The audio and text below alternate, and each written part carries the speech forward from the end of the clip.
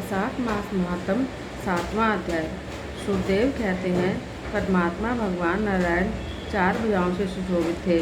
उनके हाथों में शंख, चक्र, गदा और पद्म थे। वे पीताम्बर धारण करके वनमाला से सुशोभित थे। भगवती लक्ष्मी और एक पार्षद के साथ गरुड़ की पीठ पर बैठे थे।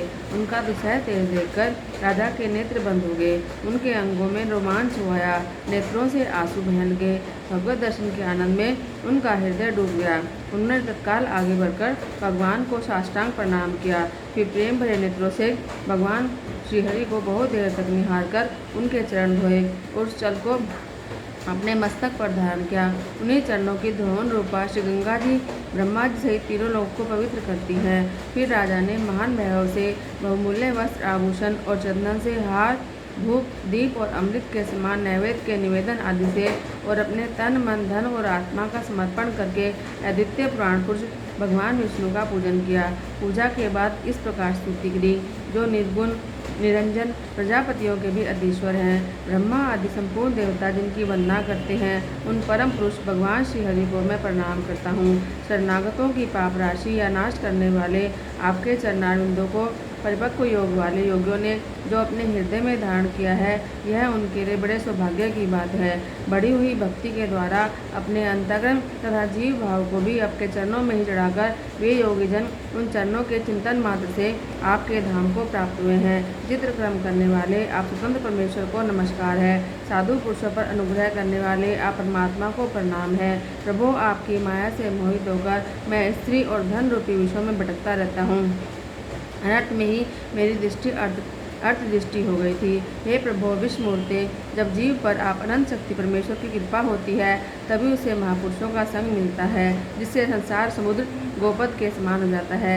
ईश्वर जब सत्संग मिलता है, तभी आप में मन और बुद्धि का अनुराग होता है। मेरा समस्त राज्य जो मुझसे छीन गया था, वह भी आपका मुझ पर महान अनुग्रह हुआ है, ऐसा मैं मानता हूँ। मैं न तो राजा चाहता हूँ, न पुत्र आदि की इच्छा रखता हूँ, न कोष की अभिलाषा रखता हूँ, अपितु मुनियों के द्वारा ध्यान करने योग्य जो आपके आराध्य चरणारविंद हैं, उन्हीं का नित्य सेवन करना चाहता हूँ। देवेश्वर जगन्निवास, मुझ पर प्रसन्न होइए, जिससे आपके चरण कमलों की स्मृति बराबर बनी रहे तथा स्त्री, पुत्र, खजाना और आत्मा कहे जाने वाले सब पदार्थों में जो मेरी आसक्ति है, वह हमेशा के लिए दूर हो जाए। भगवान, मेरा मन सदा आपके चरणों के चिंतन में लगा रहे, मेरी वाणी आपकी कथाओं को सुनती रहे, मेरे नेत्र आपको देखते रहे, मेरे कान आपकी कथाएं सुनते रहें, मेरी नासिका आपके चरण कमलों की तथा आपके भक्तजनों के गंध विलेपन के सुगंध लेने में, दोनों हाथ आपके मंदिर में झाड़ू देने आदि की सेवा में, दोनों पैर आपके तीर्थ और कथा स्थान की यात्रा करने में तथा मस्तक निरंतर आपको प्रणाम करने में लगा रहे। मेरी कामना आपकी उत्तम कथा में और बुद्धि अहर्निश आपका चिंतन करने में तत्पर रहे। मेरे घर पर पधारे मुनियों द्वारा आपकी उत्तम कथा का वर्णन और आपकी महिमा का गान होता रहे, इसी में मेरे दिन और रात बीते। विष्णु, एक क्षण और आधे पल के लिए भी ऐसा प्रसंग न आए जो आपकी चर्चा से रहित हो। हरे, मैं परमेश्वरी ब्रह्मा का पद, भूतल का चक्रवर्ती राज्य, मोक्ष भी नहीं चाहता, केवल आपके चरणों की निरंतर सेवा चाहता हूँ, जिसके लिए लक्ष्मी जी और ब्रह्मा, शंकर आदि देवता भी सदा प्रार्थना किया करते हैं। राजा के इस प्रकार स्तुति करने पर कमल नयन भगवान विष्णु ने प्रसन्न हो मेघ के समान गंभीर वाणी में कहा, राजन, मैं जानता हूँ तुम मेरे श्रेष्ठ भगत हो, कामना रहित और निष्पाप हो। नरेश्वर, मुझ में तुम्हारी दृढ़ भक्ति है। अंत में तुम मेरे सायुज्य को प्राप्त करो। तुम्हारे द्वारा किए हुए स्त्रोत है, इस पृथ्वी पर जो लोग स्तुति करेंगे उनके ऊपर संतुष्ट हो मैं उन्हें भोग और मोक्ष दूंगा।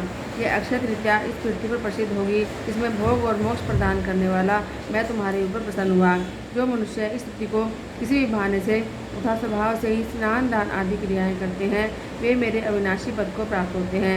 जो मनुष्य पितरों के उद्देश्य से अक्षय तृतीया को श्राद्ध करते हैं, उनका किया हुआ श्राद्ध अक्षय होता है। इस स्थिति में थोड़ा सा भी जो पुण्य किया जाता है, उसका फल अक्षय होता है। नृपश्रेष्ठ, जो कुटुंबी ब्राह्मण को गाय दान करता है, उसके हाथ में सब संपत्तियों की वर्षा करने वाली मुक्ति और मुक्ति आ जाती है। जो वैशाख मास में मेरा प्रिय करने वाले धर्मों का अनुष्ठान करता है, उनके जन्म, मृत्यु, जरा, भय और पाप को मैं हर लेता हूँ। अनग, यह वैशाख मास मेरे चरण चिंतन की ही भांति ऐसे सहस्त्रों पापों को हर लेता है, जिनके लिए शास्त्रों में कोई प्रायश्चित नहीं मिलता है।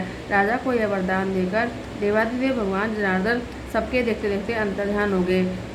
फिर राजा पुरुषार्थ सदा भगवान में ही मन लगाए हुए उन्हीं की सेवा में तत्पर रहकर इस पृथ्वी का पालन करने लगे। देव दुर्लभ समस्त मनोरथों का उपभोग करके अंत में उन्होंने चक्रधारी भगवान विष्णु का सायुज्य प्राप्त कर लिया। जो इस उत्तम आख्यान को सुनते और सुनाते हैं वे सब पापों से मुक्त होकर भगवान विष्णु के परम पद को प्राप्त होते हैं। बोलो श्री कृष्णचंद्र भगवान की जय।